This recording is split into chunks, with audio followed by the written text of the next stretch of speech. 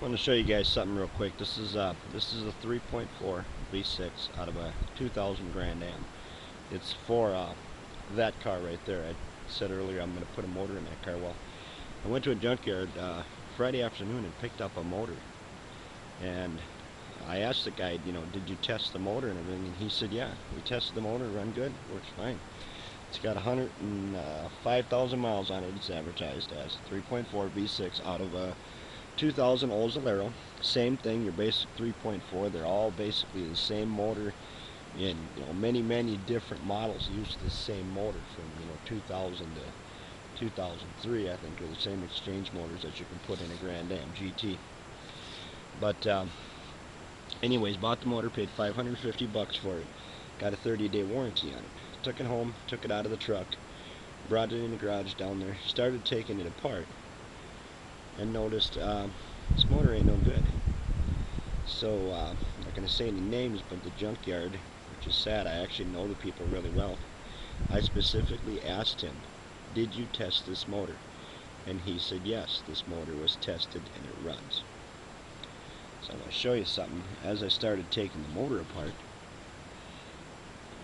if you can see that with this camera too, I'll try to get in there as close as I can, but let me point to it right here. Now if you can see this, it's a crack. This crack, if you take this off right here, which is a power steering pulley, you can see that this crack will go all the way up in behind here to the top. And then this crack here, if you take this, which is a water pump, off, which I did, that's how I discovered it.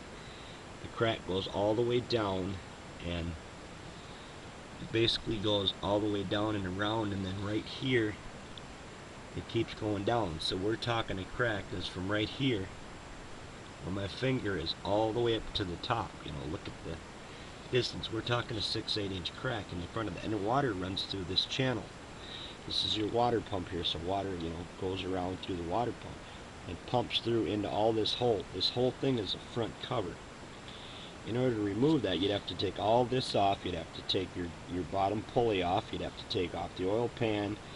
All of this stuff would have to be taken off in order to change that cover. And to probably buy one from GM is probably really expensive. Granted, I could probably take the front cover off my motor and put it on this one, but no, I'm not going to do that. So basically, and also I'll show you this right here is the pulley. Now I'll set the pulley back on there where it goes, like that. We'll just set her on there. Right there you go. Let me put at least a few bolts in it. We'll just finger tight the bolts, because when I get to the junkyard I want to show them that. Make sure that I don't lose them too, so they don't fall out. Dropped one. Before I take it back, I'll just screw one back in there again. But okay, if you notice right here, there's a dent in the pulley.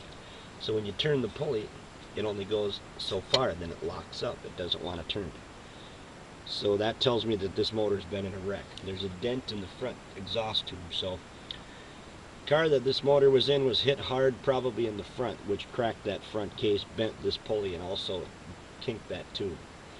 So just a little warning out there, guys. Watch out. If you pick up a motor from a junkyard, ask a lot of questions. Make sure you know if the car was in a wreck or not. Just be careful who you trust nowadays.